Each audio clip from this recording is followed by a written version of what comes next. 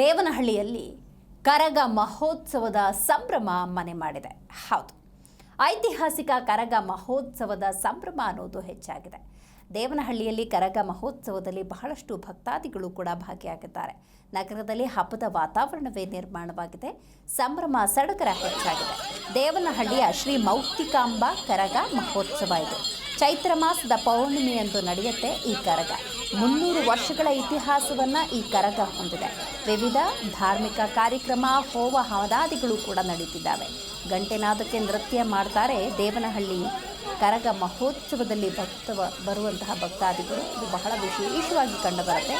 ಕರಗ ಹೋಗುವ ದಾರಿ ಹೂಗಳಿಂದ ಅಲಂಕಾರವನ್ನು ಮಾಡಲಾಗಿದೆ. ಇನ್ನು ವಿವಿಧ ಧಾರ್ಮಿಕ ಕಾರ್ಯಕ್ರಮಗಳಲ್ಲಿ, ಹೋಮ ಹವನಗಳಲ್ಲಿ ಭಕ್ತರು ಮುಂದೆದ್ದು ಬಿಟ್ಟಿದ್ದಾರೆ.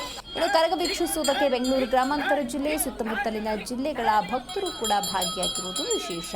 ಬೆಂಗಳೂರು ಗ್ರಾಮಾಂತರ ಜಿಲ್ಲೆ ದೇವನಹಳ್ಳಿ ಪಟ್ಟಣದಲ್ಲಿ ನಡೀತಾ ಇರುವಂತಹ ಕರಗ ಮಹೋತ್ಸವದ ಅದ್ದೂರಿ ದೃಶ್ಯಾವಳಿಯನ್ನು ನೀವಿಲ್ಲಿ ನೋಡಬಹುದು.